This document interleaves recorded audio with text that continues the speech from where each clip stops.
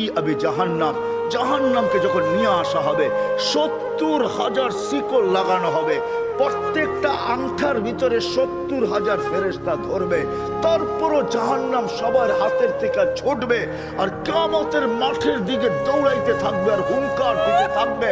জিবরিল আল্লাহর ডান পাশে থাকবে, দোজখকে আসতে দেখা আর হুঙ্কার দিতে দেখা, সবার হাতের থেকে ছুটা যেতে দেখা জিবরিল চিৎকার দিবে আর জমিনে বসা পড়বে, রব্বি সাল্লিম সাল্লিম, রব আমাকে বাঁচা, আমাকে বাঁচা। ওই দিন শুধু একা আপনার নবী, তোমার নবী চিৎকার দিবে, উম্মতি